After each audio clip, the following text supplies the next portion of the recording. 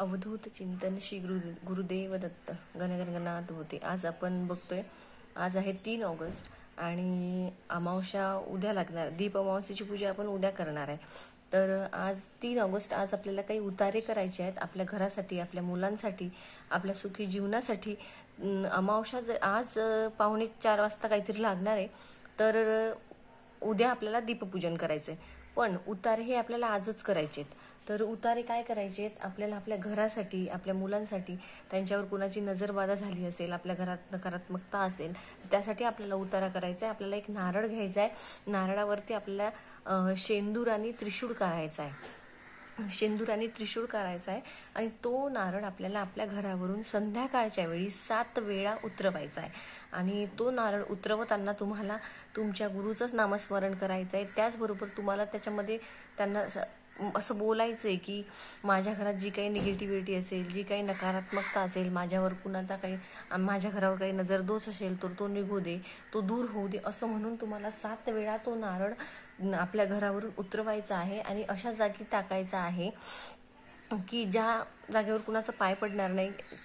म्हणजे आपल्याला आपल्या घरावरची नजर काढायची आहे, पण आपल्याला कुणाच्या घरावर दुःख टाकायचं नाहीये. आपलं संकट आपल्याला दुसऱ्या कुणावर टाकायचं नाही. त्यामुळे तो मोकळ्या जागेत त्याच्या पटांगणात तुम्ही नेऊन टाकू शकता.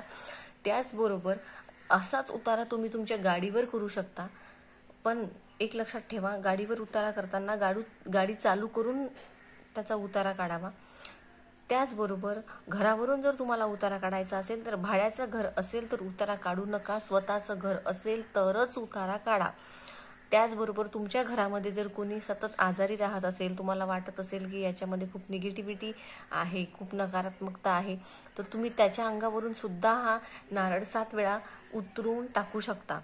पण तुम्हाला प्रत्येकी नारळ वेगवेगळा घ्यायचा आहे. असं नाही की मग घरासाठी जो नारळ गेला तोच मुलांसाठी, तोच गाडीसाठी, असं करू नका. प्रत्येक नारळ वेगवेगळा घ्या. नारळावर त्रिशूळ आठवणीने काढा आणि नारळ हा 7 वेळाच तुम्हाला हे करायचं आहे, उतरवायचा आहे. त्याचबरोबर तुम्ही संध्याकाळी कापुरासोबत लवंग जाळू शकता. आता तुम्हाला मी सांगते की तुम्हाला 4 ऑगस्टला सकाळी काय करायचंय. तर मी तुम्हाला दीपपूजनाचा व्हिडिओ सांगितलाय की तुम्हाला दिव्यांची पूजा कशी करायची आहे, कणकेचे दिवे वगैरे कसे बनवायचे, तर सगळं सांगितलंय. पण सकाळी काय करायचंय तुम्हाला? सकाळी आपल्या घरामधले आपण जेव्हा लादी फरशी पुसतो तेव्हा त्या पाण्यामध्ये तुम्हाला मीठ, लिंबू, थोडंसं हळद हे टाकून आपल्याला लादी पुसायची आहे.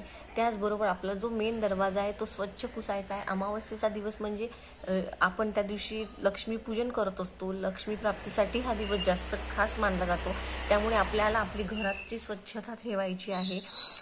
जिथे स्वच्छता असते तिथेच लक्ष्मीचा वास असतो. त्यामुळे अमावस्येच्या दिवशी आपल्याला सगळं स्वच्छ करायचंय सकाळी. त्यानंतर संध्याकाळी आपल्याला दिव्यांची पूजा करायची आहे.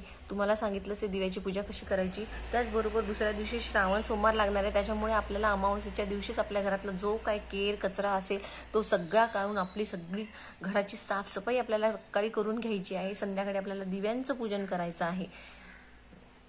आणि उतारे तुम्ही नक्की करा, तुम्हाला नक्कीच फरक जाणवेल. जर तुम्हाला 3 ऑगस्टला आज संध्याकाळी उतारे जमले नाही तर तुम्ही उद्या 4 ऑगस्टला संध्याकाळी उतारे करू शकता.